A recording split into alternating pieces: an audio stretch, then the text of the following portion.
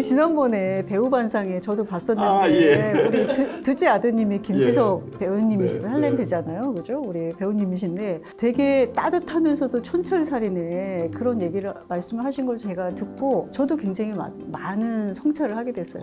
아이들을 키우면서 좀 내가 강조했던 어떤 신념들, 말씀들 이런 게 있으셨을까요?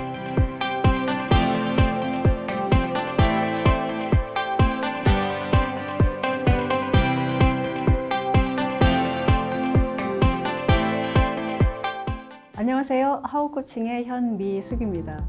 제가 존경하는 분들이 몇 분 계시는데요. 오늘 그 중에 한 분을 귀하게 이 자리에 모셨습니다. 이분은요, 저의 인생과 직업과 신앙의 멘토이시기도 하고요. 저희 하우코칭에 사관학교가 있습니다. 코칭을 배우는 사관학교가 있는데 거기에 교장 선생님이시기도 하고요. 현업에서 리더들의 영향력을 확장시켜 주시는 비즈니스 코치이시기도 합니다. 네, 누구일까요? 한번 기대해 주세요. 예, 바로 김온양 교장 선생님입니다. 예. 어서 오십시오. 네, 앉으십시오. 초대해 주셔서 감사합니다. 네. 사실 저는 코치님이라고 이렇게 명칭하기보다는 교장 선생님 네. 이렇게 말씀드리는 게 저한테는 되게 편한데요. 예. 우리 교장 선생님 모시고 두 번에 걸쳐서 저희가 이제 이 영상을 찍으려고 네. 합니다. 오늘은 인생을 말하다. 예, 그 편을 가지고 이야기를 나누려고 하는데요. 구체적으로 우리 김온양 교장 선생님에 대해서 좀 자기소개 좀 해주십시오.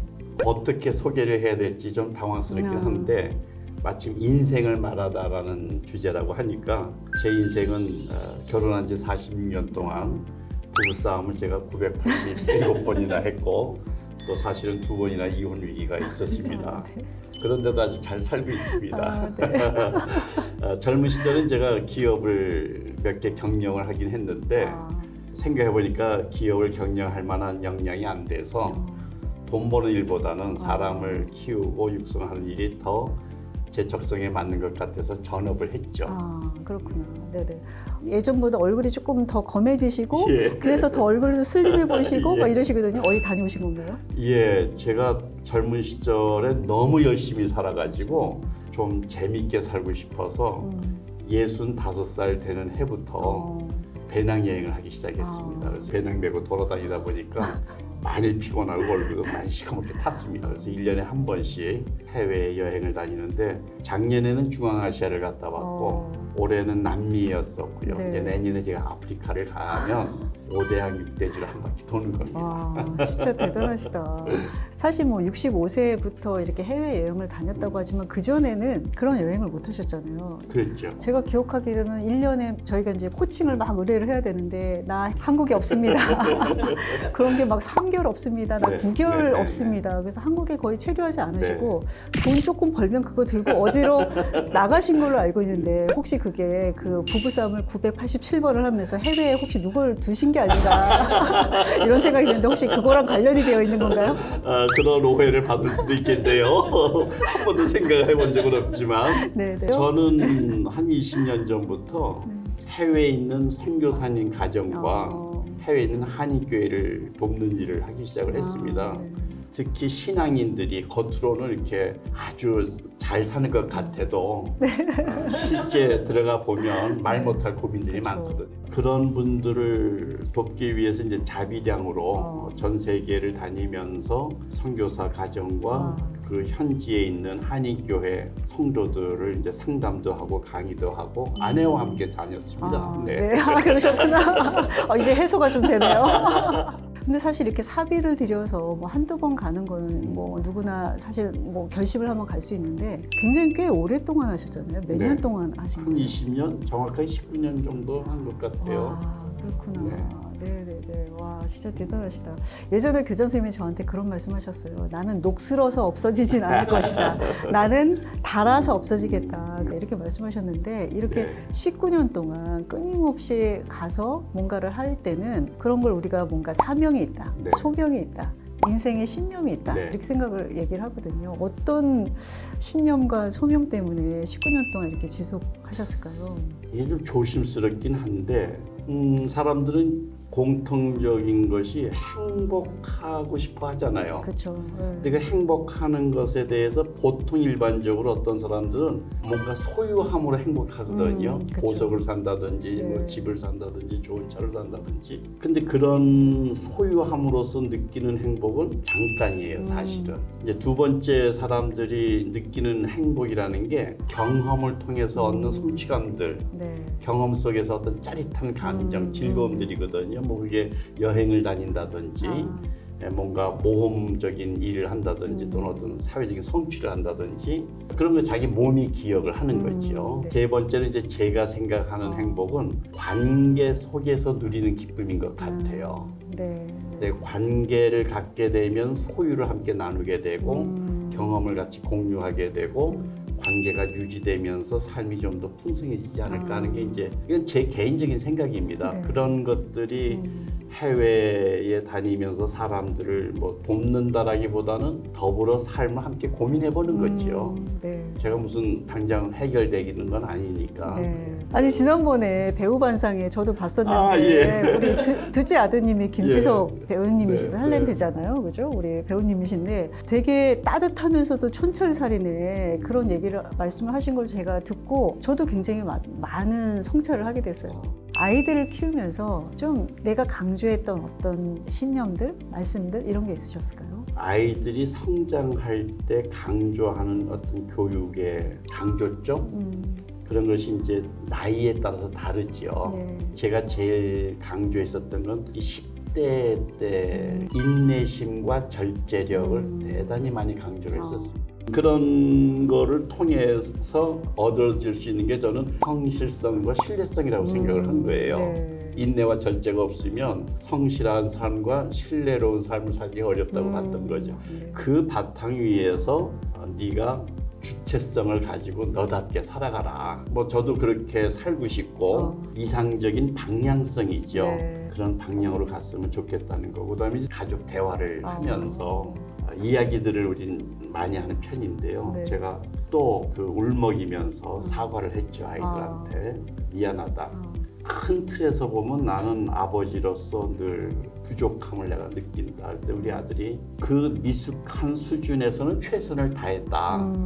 그걸 알아주네요. 그걸 그렇게 얘기를 하면서 그때도 아빠는 최선을 다했고 지금도 또 최선을 다하니까 자기네는 아빠한테 불만이 없다. 뭐 그렇게 이야기는 해요. 예전에 왜 그 김지성 그 배우님이 그 나 혼자 산다에 나와가지고 그 택배 아저씨들 택배 주면서 가실 때 음료수 드세요 해갖고 음료수랑 막 간식을 수북히 쌓아둔 거를 보고 사람들이 저 인성은 도대체 어디서 왔을까 이렇게 놀랬었거든요. 그런 것에 대해서도 영향력을 미치신 게 아니에요. 또 저는 이제 개인적으로 아이들한테 강조하는 것 중에 하나가 가능하면 소외된 사람, 약자에 대한 태도가 너의 인격의 수준이다. 뭐 그런 걸 많이 강조를 한 것이 아이들에게는 뭐 식당에서든지 어디에서든지 자기보다 좀 경제적으로 어렵거나 좀 부족한 사람들을 이렇게 뭐라고 그러나 룩다운해서 보지 않고 잘 대하려고 하는 태도 그런 걸 봤을 때 아빠로서 마음이 좀 흐뭇하기도 하지요. 그러네요. 제가 한 달 반 동안 남미 여행할 때 그 네. 녀석만 저한테 문자로 보고 싶어요, 건강해요, 세상에. 사랑해요, 언제 오세요? 문자를 여러 번 보냈어요. 와, 진짜 그러니까 따뜻하다. 마음이 따뜻한데 어떤 의미에서 마치 우리 세 아들 중에 딸 같은 역할을 하는 그러네요. 아이예요. 제가 이제 하우 코칭에서 임원 코칭들을 많이 오랫동안 하지 않았습니까? 그렇죠. 근데 임원들이 해임을 하고 나서 소위 멘붕이 왔다는 거예요. 그렇죠. 30년 이상 한 기업에 헌신을 했는데 어느 날 갑자기 출근할 데가 없어지고 자기의 정체성이 사라지고 공황장애를 온 경험하신 분도 계시고 아주 무력증, 우울증에 빠진 분들을 보면서 참 마음이 많이 아팠어요. 그 직업이 자기가 아닌데 그 직업의 역할과 자기의 그 존재를 동일시했기 때문에 나타난 현상 아니겠어요? 그렇죠. 우리 아들놈도 그런 거예요. 그 배우로서의 이미지, 그 배역이 자기라고 착각하는 거가 저는 그 시작할 때부터 걱정이 돼서 역할은 역할이고 너는 너의 삶이 분리돼서 살아야 된다. 이미지가 실체는 아니지 않느냐. 너 드라마에서 보이는 이미지가 얼마나 따뜻한 캐릭터고 인간성 있는데 내가 볼 때 너 교만하고 고활하다, 이기적이다. 그게 너 같이 보여야 된다. 이제 이런 얘기를 제가 했던 거죠. 네. 제가 요새 이제 소식을 또 들은 것 중에 하나가 전 재산을 다 털어가지고 아, 예. 예, 어디다 쏟아 부었다. 뭐 이런 얘기를 들었는데 어디다 쏟아 부으신 건지 그게 혹시 미래와 지금 이제 앞으로의 삶과 연관이 되어 있는지 궁금해요. 네. 제가 이제 지금 72살인데 네. 해외를 다니면서 보니까 해외 선교사님들이 한국에 오면 머물 데가 없는 거예요. 어떤 분은 한 달에 한 번씩 이렇게 거처를 옮겨 다니는 걸 보면서 좀 마음이 아팠거든요. 그래서 해외에 있는 선교사님들이 한국에 왔을 때 좀 머물 수 있는 일종의 게스트하우스를 좀 마련을 해야 되겠다. 그래서 이제 작은 그 다가구 주택을 하나 샀지요. 그래서 네. 현재 선교사님들이 와서 어떤 분은 짧게 일주일, 길면 한 석 달 살고들 계셔요.